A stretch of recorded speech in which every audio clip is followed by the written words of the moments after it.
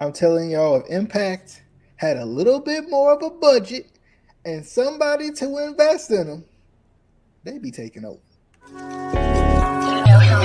Welcome in to the Instant Classic Wrestling Podcast, the only podcast that is always, I mean always, he means always, she means always, they mean always, you mean always, an instant classic. Danny Dog! Hi, JJJ. We'll see you on the flippity dippity. Oh yeah.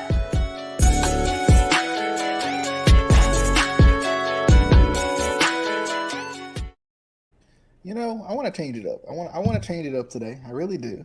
First off, what's going on, good people? DJ here, Justin over there. I want to change it up today. I feel like I always host these things, and I'm gonna make Justin host it. I'm gonna put him on the spot. Gonna put me on the spot. I'm gonna put him on the spot. I'm gonna make Justin host this one, and I'm gonna sit back and relax. No, I'm still gonna talk. I don't know. I was like, well, I might as well put Justin on the spot today and let him host it. Plus, I didn't write down all the promos. That's my real issue here. I didn't really write down much promos. I didn't write down all the promos, so I was hoping he helped me out. But you want to host this one? You want me to? I don't care. I'm good either I don't care. I don't care how we do it. You know what? You go ahead and do it. Let's change it up. Let's change it up. The Impact Gurus are back again. Let's change it up. Let's change it up. Here we go. So, DJ, let me know your full thoughts on this pay-per-view. Like, what do you think about the show? That's not bad. Usually I is bad for me. Like usually it's just like you might as well just cut it off. So I feel like Impact done come out here and do it again. They done it again, Justin.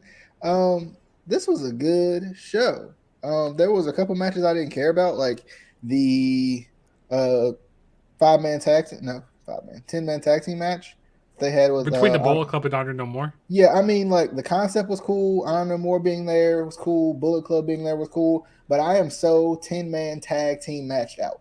Like I am. I can't. Like AEW has ruined that entire concept for me right now. So I need a little bit of time now. Like I do enjoy like elimination matches. I think it's just like the traditional 10-man, 12-man, 8-man, even 6-man at this point tag team matches it's throwing me off right now. It's just not leaving a good taste in my mouth. I just don't like it. You know, I don't know what it is right now.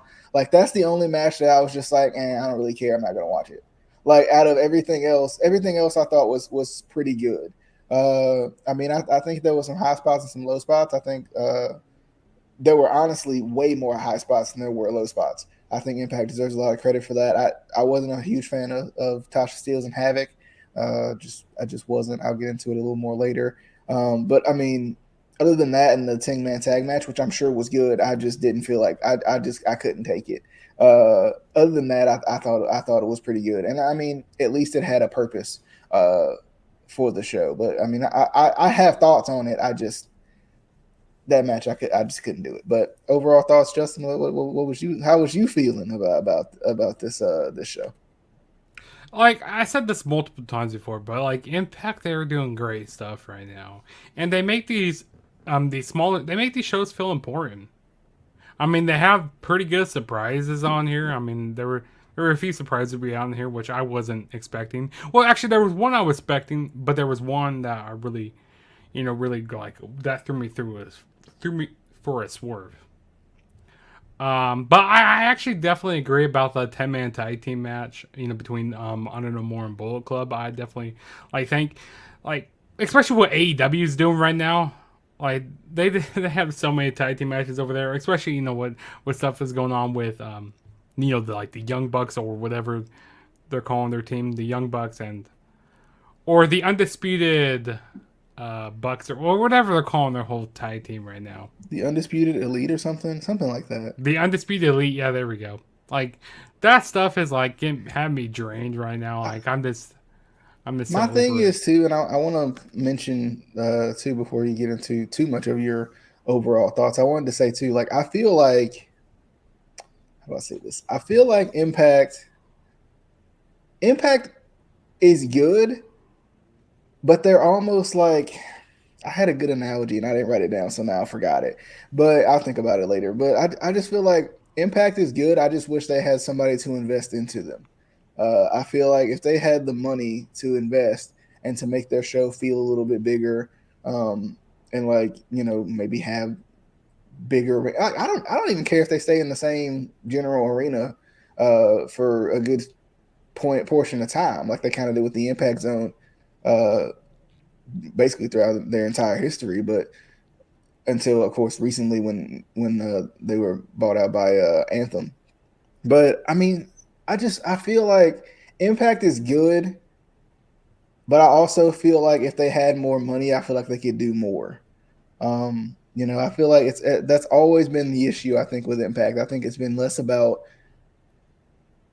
the in ring. I think the in ring has always been good. They've always been pretty consistent with that. They've been pretty consistent about keeping you interested throughout In the the show. stories, Yeah, in the stories. Like, I mean, I didn't get a chance to watch Rebellion yet. Still, I didn't get a chance to watch Rebellion, but I was still interested in this show, and I still wanted to watch this show, and not just because I was doing a review on it. Like, I genuinely like I really did, Justin. Like, I genuinely enjoyed this show. Like I found myself being like, ooh, oh yeah, that was so freaking good. Let's go. Yeah, what the heck? Like, I really did. Like, I really found myself enjoying this show. Like, I don't know what it was about this show that was different. I don't know if It's because they were in Cincinnati, Ohio. That's why. Because you're secretly a Bengals fan. That's what it is. Yep, it gets me every time.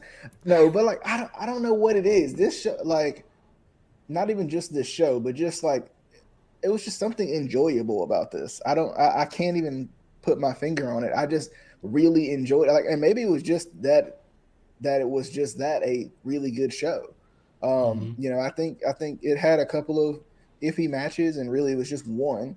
But other than that, I think I truly I just really enjoyed this show. Like, I don't know what it was. I really found myself like smiling and happy throughout this show. I really like this was a good little break I needed to watch this show.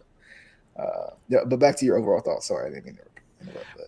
But okay, so kind of going back, like this is kind of going back to AEW here. So, I mean, people get so excited, like oh yeah, who's gonna be showing up? Like I feel like Impact used to be that way. Like, oh, who's the former WWE superstar they're gonna be signing this week, or like I feel like that's what AEW is turned to. Like each week you're tuning in and like, oh yeah, who's gonna be showing up, this week, and like, but Impact here, they really tie me in like with their whole stories that they're doing, and like the match quality is really good. I mean, the budget, like even though it's small, I'm still enjoying what they're doing right now. And I think, like I said, I think Impact is like the best solid wrestling show, like the best alternative right now to like WWE. But I mean, it was a good show. Impact's net worth is $4 million. Now, I don't have $4 million. I don't have $4 million laying around just to go and buy Impact and invest money in it. But I heard Casey does. I heard Casey has that. Maybe he might have $4, but I feel like I just want somebody, like, I don't know. I want somebody who is interested in wrestling. Like, and maybe that's what it was small when Billy Corgan was there too. I don't know. Like, it's just weird. Like, Dixie Carter gets so much freaking flack, and I get it. She wasted a lot of money. She invested a lot in a lot of things that probably she shouldn't have invested in. But dang on it, did Impact feel big time when Dixie, yeah. But I mean, but dang on it, did Impact feel big time when Dixie was over there? Like, you gotta credit her a little bit. I know we want to discredit Dixie as much as possible, but I mean, at least she made the show feel big. And like, there's nothing wrong with having a smaller show. Like, I mean, Ring of Honor historically has been small for its entire existence, but it's still a good wrestling show. It still over the years has been a good wrestling show. But I mean, I don't know. There's something about wrestling that like just feels better in an arena. And I don't know, like, with budgeting, I don't know if they just don't, the turnout's not good enough. I don't know, but I want to see Impact to like rise back up again, because I feel like they have like everything you need, just not the money. right? Like they really do. Like they have.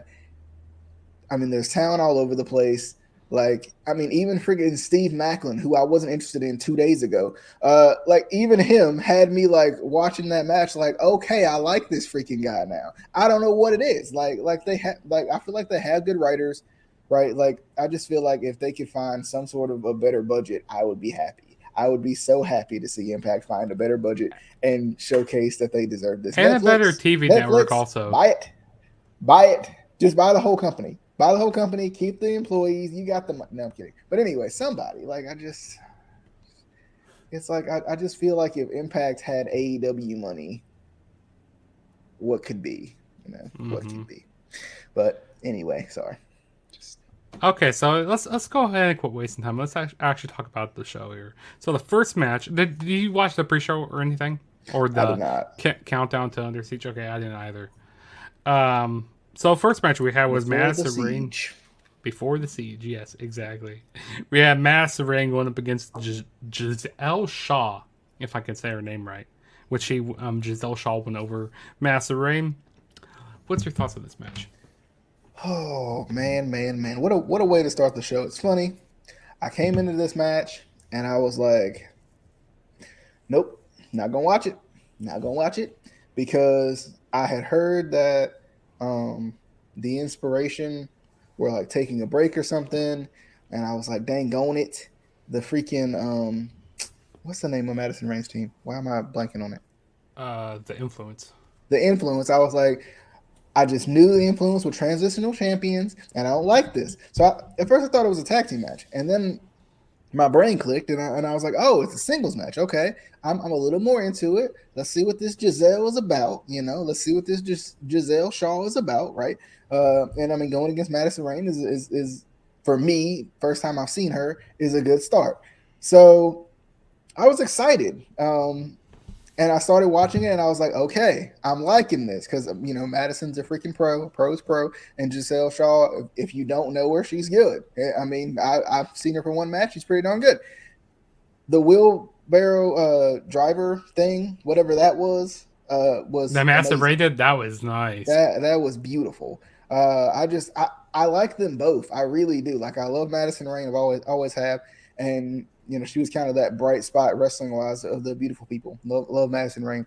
And then also, I'm liking Giselle Shaw. I don't know much about her, still learning about her, but I like her a lot, right? I really do.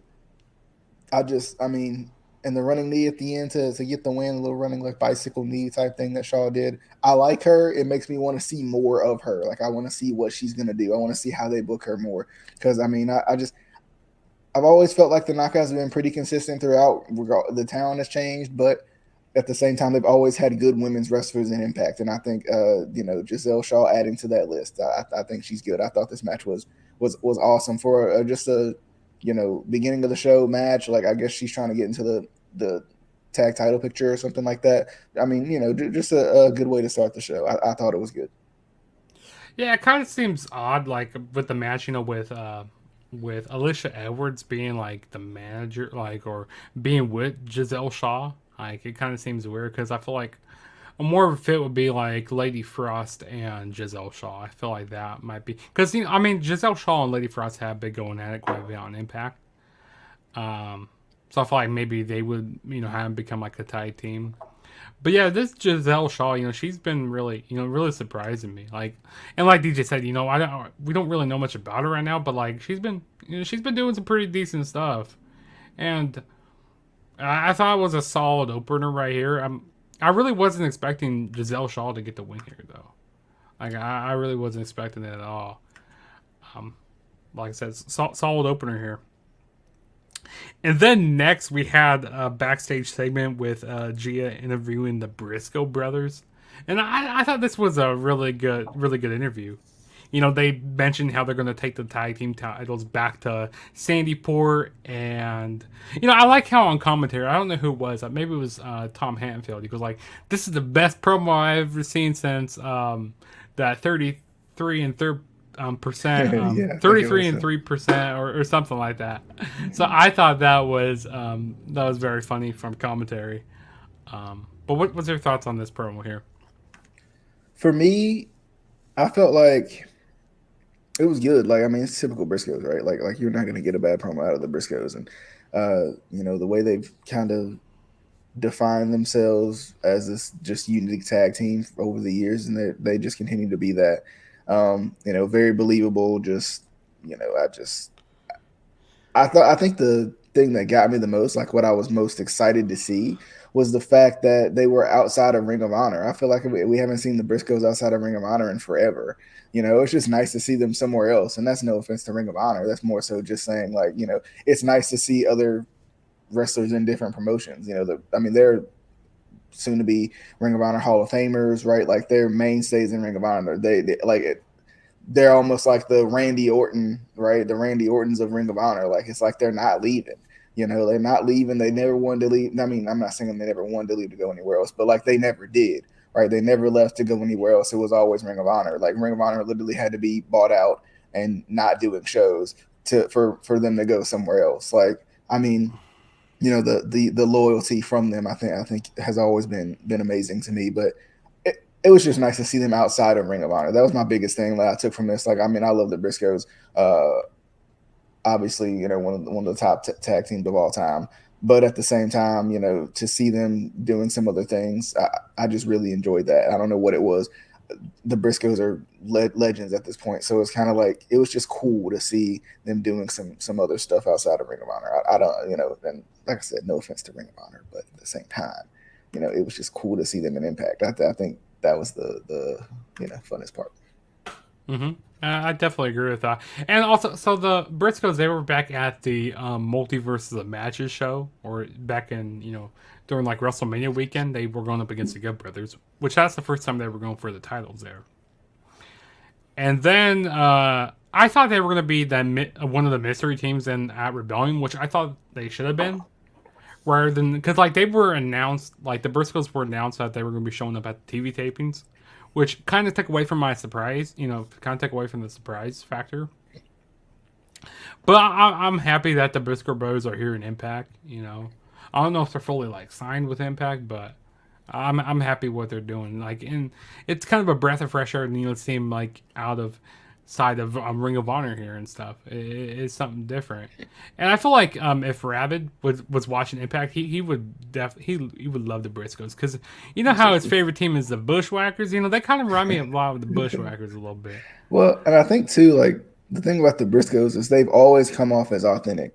Like they've never come off as a gimmick. And like once again, like that's nothing against guys who are gimmicks, right? Guys who are defined by gimmicks. That's nothing against the Takers of the world. That's nothing against the Danhausen's of the world.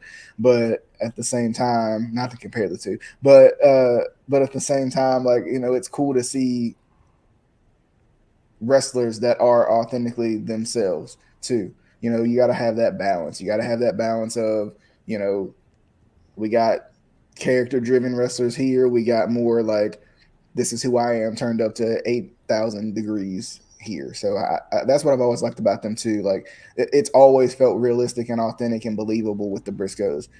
Even when Jay was going after the the world championship, or he was coming back from injury, I think. Back when he faced Jay Lethal, one of my favorite things Ring of Honor ever did. That whole thing with the unification and everything. Just the believability of it. And then, of course, Mark is hilarious. He's literally, I think Casey and Mark are the same person. Just the way they talk. Like if you watch any of our TikToks, you will and you hear Casey speak, you'll probably be like, that's literally Mark Briscoe. So I'm just gonna throw that out there for you guys, just in case you haven't noticed it. They have a third brother. Chase Briscoe. Chase Briscoe. Cassie Briscoe. Next match we have here is Steve Macklin going up against Chris Sabin, which I'm trying to figure out who won this. Wasn't Chris? Yeah, Chris Sabin won this match, but it was by like a small package. Yeah. So I thought this was a really good match, but I think he won with the cradle shot. Oh yeah, he did win the cradle shot. Yeah, that's right. I thought it was a small package or something. It looks like a small package the way he pins them, but yeah. But I thought this was a really good match. Really hard hitting between both guys. And I even like how Macklin, interacts with the crowd and stuff. You know how he gets up in their faces sometimes. I really enjoy that. Um, and so they were both these two guys really have good chemistry with each other. So I thought it was a really good match. But I feel like they should have had Steve Macklin win here. I mean, Steve Macklin did win. I mean, he won at the Rebellion show, and which also like during like the pre-match like video package this, Steve Macklin, he was upset that he wasn't a part of the World Championship match, which I think that he should have been like in that World Championship match because he's been pretty dominant lately, and I like what Steve Macklin is doing here. Like he's been growing on me as of late. But what's your thoughts on this match? I can't agree more. I think Steve Macklin went from a guy who I was excited to see to I didn't care about to now I'm like really excited to see how much more he's going to grow within Impact. And I don't think it was necessarily his fault. I think it was just like the initial how did they determine how we get to know him. I think Steve Macklin comes off as like, the typical baby face when he's a face. So I think turning him heel was probably the best thing they could have done to kind of just, I think some guys just relish in that heel mentality. Like that gives them everything they need. Like there's some guys who can do both, but I think there's certain guys who just fit better in one.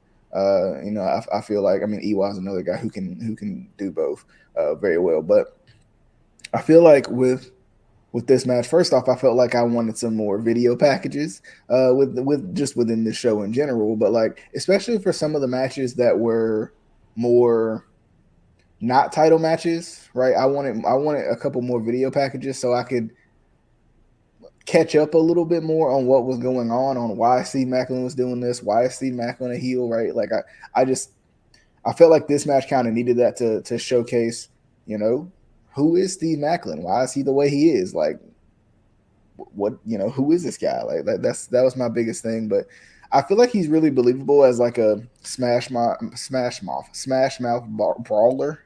Easy for me to say. Smash mouth brawler.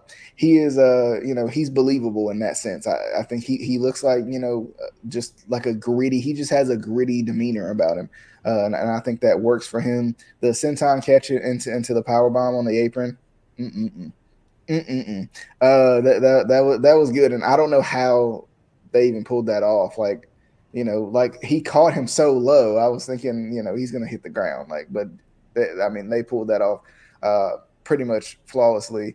And then the false finish with Macklin grabbing the rope was really good too. It really felt like he was gonna, kind of steal the victory off of that, and they did a good job with that. The little corner kick botch, of course that happens. I love you wrestling fans, but botches are going to happen, and I think it's how you either cover them up or adjust to the fact that it happened. And I think sometimes that's on the commentary team to say such, because I don't know. Like, it's hard for me to say because I'm not a wrestler. I don't know any of the training. Or if something like that happens to where it looks that bad, are you supposed to redo it? Are you supposed to fake like it happened, but at the same time it didn't hit as much, or are you supposed to act like it made full contact?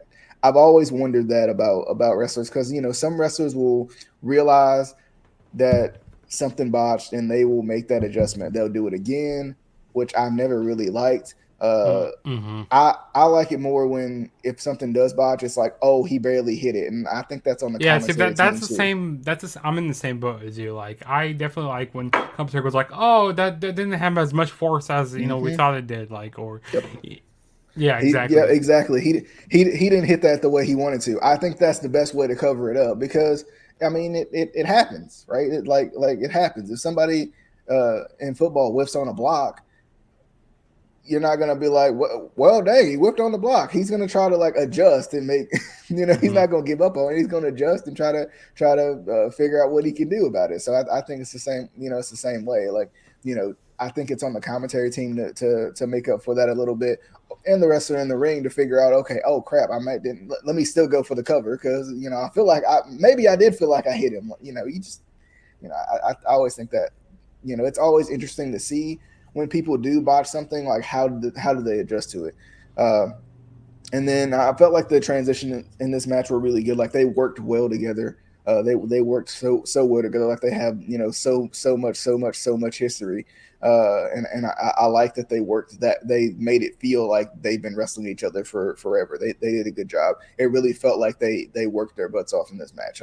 I liked it. Surprised Saban won just because I felt like they were kind of going to keep the train rolling with Macklin. But I mean, still a good match. And even still, like, I don't even mind like 50-50 booking. I don't mind any of that. But like, I feel like too, you should almost feel like the face should never have that shining moment. If you're trying to build someone, like if you're trying to build Macklin as this dastardly heel who is never truly satisfied, then I think it makes a little bit more sense to maybe even have him attack him after the match or something. Just to like, it's still Saban gets the win, but at the same time, it still keeps Macklin strong, or at least keeps Macklin, going after what he wants to go after, which in this case is Saban for now. But yeah. Okay. Next thing we had was Dion Perazo. She was backstage getting interviewed before her title, before the rematch, before a title match. And she kind of got upset. She kind of got offended. Like how Jill was questioning her, questioning her accomplishments that she was doing. She's a four-time women's champ, four-time women's champion. Like four-time women's champ. Yeah, exactly. And she's won all these matches, and she said that it's going to be no different here tonight. She's going to get back her title.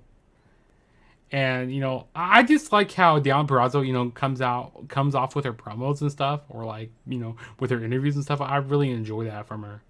And Dion Perazo's gotten so much better.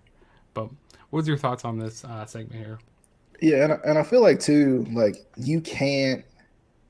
Like she comes off, like you said, as believable, right? And I think the biggest thing is like she's upset that she lost the title, right? Like I feel like sometimes that's lost sometimes in wrestling. Like the title is always like the end all be all what you want, unless it's otherwise, obviously stated, right? Like some people want revenge on someone, so that's why they're not going after a title at all times. For her, she's trying to get her title back, and I think her being upset at the interviewer because, of course I'm mad about this. Of course I want the title back. Like, duh, and she's a heel too, so she's supposed to, react in that way. I think it was good. And it was another thing I liked about the North when they lost. They were visibly, you could see they were angry that they lost the freaking titles. And I think that's important. And I think that's something that sometimes is missed in wrestling nowadays. Sometimes people aren't as upset that they lost the title per se, like in storyline, in character. But I mean, I thought it was good. I think she's very much so improved too from like the first time we saw her. I think she's one of the best. Like she reminds me a lot of Tessa, which I feel like at this for personal reasons is probably not the greatest comparison at this point in time. But at the same time, I feel like she kind of picked up where Tessa had left off, because Tessa was really good when she had her head on straight. So I think Deanna's just good. Like she's just good and continues to prove it, time after time. So I definitely agree with that. So the next match we had was the AAA Reina del Reyna's championship on the line. The challenger Dion Perazo was going up against the champion Taya Valkyrie. So this is a rematch from Rebellion here, which I thought this was a good match. Was it better than their? I don't think it was better than their Rebellion match. I really enjoyed that match a lot better. But I like how Dion Perazo was working on Taya Valkyrie's arm a lot during the match. I feel like both these women had really good chemistry, and I feel like Taya Valkyrie, she had more of the upper hand during this match. Like she knew what to expect from Dion Perazo quite a bit. That they have really good counters with each other. But it's more with the results what happened after the match. So we had Taya Valkyrie retain the title, and then we had the return of Mia Yim.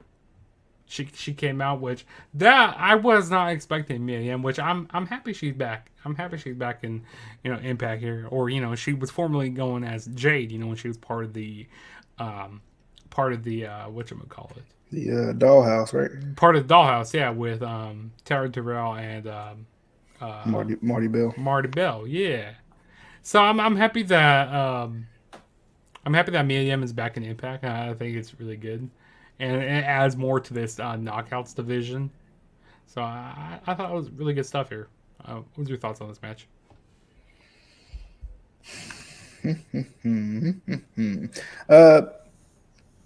Yeah, I thought this match was pretty good. I don't know how I feel about Taya. Like, I've never really liked Taya. She's always came off a little bit slow for my personal liking. I never want to say she's not good because I think she is good. She just doesn't come off as fluid as I expected her to, I guess. And I feel like sometimes she's a little bit slow for her moveset. Like, she has a very like lucha. She's formerly from AAA, so she has a lot of lucha style within her wrestling, but I think sometimes Hit it love feels like arm drags. yeah, I just feel like sometimes she moves a little bit slow for the style that she presents, and I don't know if maybe that sometimes like that's her rushing a little bit, like her like rushing, trying to move so fast to the next move. Because I'm sure there is more methodical. There's a more methodical aspect into the lucha libre style too. So like I don't know, like I feel like she would fit better as more of a methodical wrestler, even as a face than she does as this kind of like trying to rush and get every little lucha, as we used to call them, lucha thing in every time. Good lucha things in every time. Like I just feel like that's my only issue with her. Like I like her. I think she's pretty good. Like I think she does good work. I just think sometimes she feels a little slow. In terms of like the way her moveset is set up. But it was cool to see Mia Yim back. I was excited. Wasn't expecting it. I tried my best to stay off social media as much as I could in terms of trying to watch this show. And I was thoroughly surprised, and it was a good surprise. Like I was like, okay, cool, Mia Yim's back. Now what's her beef with Dion Perazo becomes more of a question. Becomes more. I was thinking about Mercedes Martinez, but becomes more of a question because Deanna don't have anything for you to come try to get now. So maybe there's personal animosity. They go back to their NXT days. Yeah, maybe that's what it is. Maybe and that would be good. I think if they incorporate that in. Were they both in the Cruiserweight Classic? Did they fight in the Cruiserweight Classic at all? I don't think so. I don't think so either. I might have to check that up later, but I don't think so. Yeah, because I think Deanna didn't like. I think she got eliminated like first round, right? Yeah, she did get eliminated first round. Yeah, so I don't think they did, but just kind of there's a story there. There's a good story there that's worth going after, and I think they should do it. But I'm excited Mia Yim's back, definitely. Mm-hmm. Yeah. And then next we had another backstage segment with Trey Miguel is getting interviewed by Gia Miller. Basically he was promising that he was going to get his X Division title back, and he was saying how him and Ace Austin, they had their feud's been going on for like quite a long time, like ever since Ace Austin has been there, like ever since like 2020. Like I feel like every single pay-per-view we had, Ace Austin versus Trey Miguel in some type of match or like a multi-man match, and Trey Miguel even mentioned that, the only time he's beat Trey Miguel was like a tag team match, in which he's not happy with that. But what's your thoughts on this promo? Yeah, I thought it was a good promo. My thoughts on it, Trey Miguel is good. I like a little bit more serious Trey Miguel. Of course, when he left, or not when he left, but also when he left, he was a part of the Rascals, and they were a little bit more, jokey and a lot of fun. But to see him kind of flip that switch and become a little bit more serious, even as a face, I think it's been good. I've enjoyed his and Ace Austin's feud. It was a little interesting at first with the mom involved, but would have been a good time to bring that up with Mother's Day weekend. But but still, like I feel like their feud has always been good and always produced good matches. So I was excited for the match. I mean, a good interview that wasn't necessarily needed. I don't know, but I liked it though. Yeah, I agree. And then the next match we had was the X Division Championship match. Ace Austin was defending the title against Trey Miguel, which, like I said, these guys put on some banger matches, and these guys know each other inside the ring and outside of the ring. Like I thought it was really good. I like how commentary was mentioning that Ace Austin, he's going to be in the best of the Super Juniors for New Japan, so he's going to be representing Impact. So like, you know what? Yeah, they're probably going to have Ace Austin retain the title here because with him taking the title into that tournament, like represent Impact. I thought that'd be a good thing. But I thought it was a really solid match here. Ace Austin won by the fold. So solid match here. Yeah. Your thoughts on the match? I can't disagree with this. I think. Let me look. I'm trying to look at the other matches right off. I mean, Steve Mack and Saban might have been match of the night, but this was either close second or 1A 1B type feel. This was one of the best matches of the night, and they do this every time. Like Trey Miguel and Ace Austin do this every single time.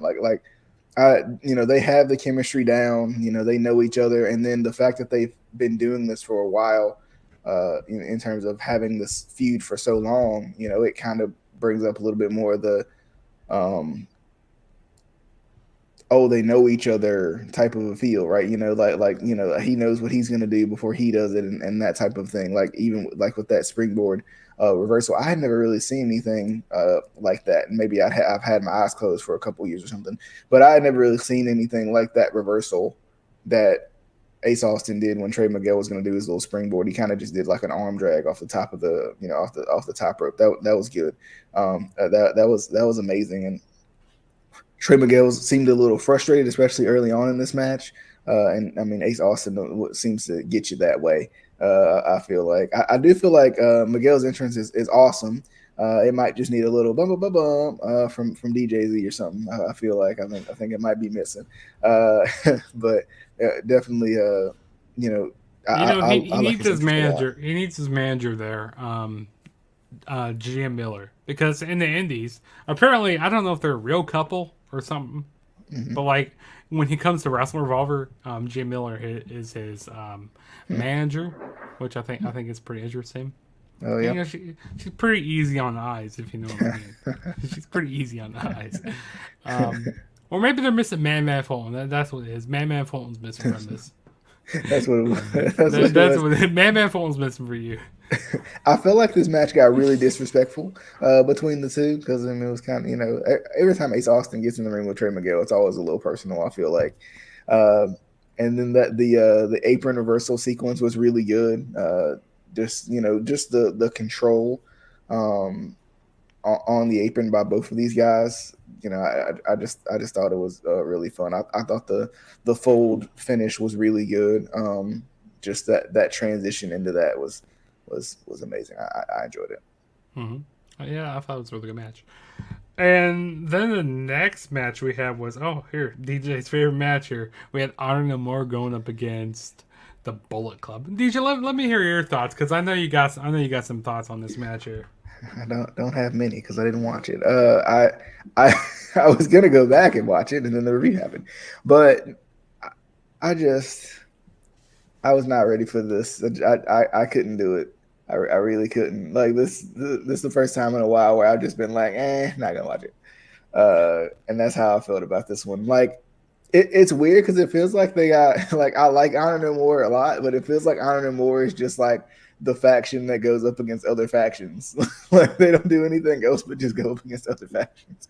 So I mean, I'm a little 10-man tagged out at this point. I can't take it. I thought this was what's the word I might put this? I thought this was a match full of fuckery. That's what this was. Like there was so much chaos in this match, and that shows you how 10-man tag team matches go. Like, you forget, like, oh, who's the legal man at some points? Or, like, they're doing all these crazy high spots, or everybody's trying to get their moves in like, a short amount of time. Like, right at the beginning, we see him, you know, like, we see a big brawl happening. They all spill out to the outside. Like, this is just way too much that's going on for me. Like, sometimes I have a hard enough watching a 2-on-2 match, let alone having 10 guys in there, you know, go like, oh, who's the legal guy in here? And, like, you got some people, you know, throwing themselves over the ropes, you know, doing the, you know, big, huge spot, like someone diving on to, like, a big pile, you know, and the crowd go like, holy shit, you know, those type of chants. That's what this match was. It was fuckery. That's what this match was here. But Honor No More did end up winning this match here, which I was quite honestly surprised. I thought Bullet Club would get the win, and Bullet Club, you know, they were very over with this, you know, Cincinnati crowd here. You know, they were going like, too sweet, whoop whoop, too, and you know, and Jay White, he was so over here. But yeah, like I said, Honor No More won with hitting the Proton Pack when it's like a backpack stunner, and like when yeah, it's like a backpack stunner, and I think it's Matt Taven, he does like a running kick. So I thought it was good. I can't remember who got pinned though. I know it was one of the Bullet Club guys, but I don't remember. Like I said, way too much stuff going on in this match. It was crazy chaos in this match here. What was the next match? Oh yeah, the next match then we had was the Impact Knockouts Championship match. Tasha Steelz was defending the title against Havoc. Thoughts on this match? You seem like you did not enjoy this match. It's not that I didn't enjoy it. It's just something about Havoc I can't do. Like, I don't know what it is. It's because she's a big girl. No, it's like, it's just something about Havoc I cannot do. I don't know what it is, but like, she's not doing it for me. Like, I like Tasha Steelz. I mean, she was twerking more than Katie Forbes in this match, but I mean, Havoc just wasn't doing it for me. I was a bigger Havoc fan before, but I'm just not a fan. Like, I don't know. Like, she doesn't have the look to me. Like, she feels slow. She feels sluggish. I don't know if she's necessarily sloppy. I think I've heard that before, but don't take my word for it because I don't really know that right off. But like, I'm just not a fan. And sorry, Rich Swan, because I know y'all are friends, but like, I'm just not a fan of Havoc. I think this match lasted way longer than it should have for the people that were in it, and I'm not talking about Tasha Steelz. This match almost felt like it drug on for me. I was not having it. This was not a pick me up after the 10-man tag. It wasn't even that. It wasn't that it was that bad. It was just like I just can't do Havoc. I can't. I'd rather have Rosemary. Can't do Havoc.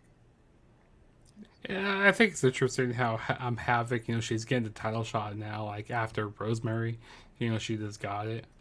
So I kind of find it interesting. It was a decent match, but I definitely agree how the match did last way too long than it needed to. I like, is this match over yet? I was about to skip over this match a little bit. But I definitely agree. I mean, I like when Tasha Steelz was doing her twerking. I mean, it wasn't enough of it, but like I enjoyed it. I mean, not as much as I enjoy Kiera Hogan though. I wish Fire and Flavor was still a team. I do miss Fire and Flavor. What? Was somebody banned from ringside or something? The girl that runs with Tasha Steelz? I don't think so. You know what I'm talking about? Oh. I thought that was Savannah Evans. I don't think. Yeah, so. It was weird that she wasn't there. Yeah, I don't think she was banned from ringside. I mean, she possibly could have been, but for my notes here, I don't think she was banned from ringside. But she probably could have been. I don't know. I probably could have missed over it or something like that. But like I said, I mean, it was decent. But like, I don't know. I just feel like these two women, they don't really like their styles don't really mesh up all together. It's like not just because that's because Havoc looks slow and sluggish. I definitely agree with that. Yeah, I definitely say that. But I do like the point when Tasha Steelz, she hit a cutter from the top, like she hit a springboard cutter. That was nice. I You don't know, know. What's that? Go ahead. oh, forgive me. Havoc looks like she just comes off as like an indie wrestler to me. Like she just doesn't look the part. Like, and I know she's a professional. I know she's made plenty of money, and Is I'm she sure the she's most better than. professional? No, I'm sure she is far better than I'm ever going to give her credit for. But just to me, she looks like the indie wrestlers that they wanted to pick as giants. That's how I'm going to put it to be nice. That's a good way to put it. I agree with that. I literally remember an indie show I went to where somebody looked smack like Havoc. I'm not even gonna lie, and it was better than Havoc. That's the issue that I'm having. I mean, but then, like there were some good sequences that happened in this match, but I'm happy that Tasha still retained. Like there was like no doubt in my mind that Tasha Stills wasn't going to retain. I do think the crucifix bomb thing, the pin aspect of it is the perfect finish for a bigger opponent because how the heck they gonna ever flip over? It's like a fish out of water. It kind of didn't look believable. Some of the moves that Tasha Stills wasn't looking believable. And I think like that's the hard part. Like, how do you get the momentum to even flip her over like that? Yeah. But like once you get her in that position, you should be good. Hope no one takes that out of context. Like you should be completely like you should win the match. Like pause. yeah, you should be good there.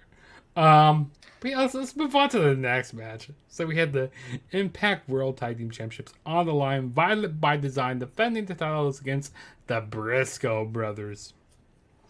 And DJ, what's your thoughts on this match here? excellent, excellent, excellent, excellent, and even more excellent. The Briscoes, I mean, they're legends. What can you say? And then having EY come out here and do his thing. Like, I mean, of course, he's a legend at this point too. Just amazing. Of course, Violent by Design kind of gets the upper hand because Joe Doring attacked the Briscoes. I want to give a shout out to Diener. Like I really do for trading shots with Mark Briscoe. I got to give a shout out to him. I'm glad that the Briscoes are champs. But I got to tell you, this might have been Diener's best showing, especially with Violent by Design. I've always felt like he's always come off as the weak link, and not because he's bad at all, just more so because it's just kind of come off like that. I guess because of the stature of the other two, but I think Diener had a really good showing in this match. Like I think he just looked really impressive. He looked like he belonged in this match, and I'm happy about that. Now they got to bring in Jake something to make this team something. Hey, I see what you did there. No, I thought this was a really good match. Like there were some points where I go like, oh, maybe Violent by Design might retain the titles here. Because, like, it just had me going, like, I didn't know who was going to win this. But I was so happy when I marked out when the Briscoes won this match here. They won it by a Doomsday device, which was really good. And I definitely do agree with Diener has this was probably his best showing that he had. And maybe, like the Briscoes, because, they were carrying this match, like maybe because the Briscoes, I never seen a bad Briscoes match. Like, I have never seen one up to this point, and I thought it was a really good match here, and I'm happy. It's not too late to send him to Saudi. Oh God, no! Please don't. No, don't do that. But yeah, new tag team champions, the Briscoe brothers. And then after this, we had a segment with Moose coming out to the ring. Basically, he was saying he's done so much for this company and saying that he's going to hijack the show. And if Scott D'Amore doesn't come out in at least like 30 seconds, he's going to jump over the barricade and, beat up these sons of bitches. That's how he was wording it, basically. And then we had this vignette come up. Like, they've been teasing this for a while. It said EGV, which... when I was watching the promos before, I was like, this gotta be Sam McCallahan.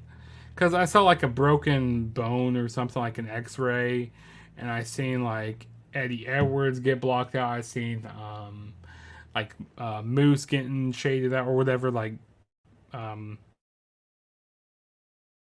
like that. And then finally, the name came up, Sami Callihan. So Sami Callahan's finally back from his injury, which I'm happy about, and it's nice seeing Sami Callahan back, and he drops Moose here with the pile driver here, which I thought was really good. It was really good here. Thoughts on this? Yeah, I was excited to see Sammy back. I'm glad he's back. Sammy is one of my favorite wrestlers. I just like him so much. He's just so good. Glad he's back. Want to see what he's gonna do with Moose. Besides drop him on his head, because I know that's gonna happen again. But he's gonna spit on his hand. He's gonna slap him. But I'm excited he's back. That was good. I'm surprised they went this direction to bring him back, like after a promo or something. But still good. Yeah, I really wasn't expecting Sam Callahan to show up on this show. Like, I thought maybe they're going to wait a while to have him return, but yeah, apparently he's very ready to go, which I'm happy. I'm happy to see what Sam Callahan has in store. And then now we had the main event for the Impact World Championship. We had Josh Alexander defending the title against Tomohiro Ishii. And this was a hard-hitting match. This was a very hard-hitting match. It's like a very strong style type of match. A lot of chops from both guys. Like very, very hard-hitting. And it took Josh Alexander, multiple times. He had to hit a whole bunch of German suplexes in this match. Like I don't know, he's looking like Brock Lesnar out there, taking him to Suplex City. And he was doing that same thing with Moose at Rebellion, which I feel like this Josh Alexander title run, it kind of reminds me of like a Kurt Angle type of run. And Josh Alexander, there's a lot of similarities between Josh Alexander and Kurt Angle. They both they're both built the same kind of, and like I like when Josh Alexander was going for that the moonsault top rope. Like yeah, this is like Kurt Angle-esque. And I feel like that's the type of title reign that Josh Alexander is going to have here. But no, I thought this was a very good match. A lot of good false finishes in this match from both guys. Yeah. But yeah, it was a really solid match here. But I didn't think for a second that Josh Alexander was going to lose his title. I mean, because Tomohiro Ishii, he's fully over there with like New Japan and stuff. But it's cool seeing him over here and stuff. But thoughts on this match? I mean, Ishii pretty much sent Jonah out of Impact, so that happened. That's something I don't understand. I don't know why he's gone already. I don't know if it was an Impact thing. I don't know if it was a him thing. Probably a him thing. Is what I'm gonna guess. But because I'm sure they didn't want to bring him in for 2 months or whatever, just have him leave. I mean, not Jonah. It seemed like they were trying to build him up, but good. I mean, definitely was good stuff from both of these guys. It was a knockdown, drag out type of a match, like a battle of toughness, if you will. And I also love that Ishii would do anything he possibly can to not tap. That was fun, like that show of toughness by grabbing the referee, rolling around, whatever he can do. Didn't even start biting the hand or biting. I thought he bit at some points. I think so. Yeah. That was good. Like that. I think that was just good little, good little psychology. But, I mean, just a really good match. I mean, both of these guys are just really good. I think Alexander's going to have a pretty good run, coming up soon. Like literally as we speak. So I hope, I hope to see like what this means, like, who challenges him, how it goes. And I think because Josh Alexander has put on some bangers since he's become a singles guy, and his rise through the singles ranks have been quick and fast. So to see what they do with him next is definitely going to be good. I'm excited. And I hope it's not like a transitional champion because I said, he's doing some really good stuff. I mean, ever since that match he had, I think it was last year, or maybe the year before, he had that Iron Man match against I think it was but I think it was against Trey Miguel? It was against Trey Miguel, yeah. Yeah, because I mean, I think his coming out party was that triple threat with Trey Miguel and Ace Austin, if I'm not mistaken. Yeah, I think it was like a Rebellion, maybe something like that. Yeah. But yeah, great match here, solid match. I'm happy that Josh Alexander retained. And now the next show that's coming up for Impact is Slammiversary. So we'll see where they go, like building up to that show. That's coming up here next month, which is crazy. Yep. But which I think is like their biggest show of the year, rather than I mean, Battle for Glory is big, but like I always just been a bigger fan of Slammiversary. But final thoughts on the show, DJ? I have none. I mean, just a really good show. I think if you want to watch a good wrestling show, you should go watch this one. That's all I'm gonna say. If you want to watch a good wrestling show from the weekend of the 7th, 8th, and the 9th is not the weekend, but if you want to watch a good wrestling show from the weekend of the 7th, you should watch this one. Okay. DJ, you want to send us on out? Send us on home here? I'll try my best. As always, you can listen to us Spotify, Apple Podcasts, Anchor. Just Google us. We're Googleable. You can. Also, that's a T-shirt you can get on Pro Wrestling Tees. On Pro Wrestling Tees. So we have T-shirts on Pro Wrestling Tees. The podcast is everywhere you can Google. And also, the video of the podcast, of course, is on YouTube as well. Still working on like clips and stuff for like Facebook and TikTok and stuff like that, but working on that as well. Original content on TikTok too. So as always, hope you guys enjoy. Appreciate Justin for coming by. The Impact Gurus signing out.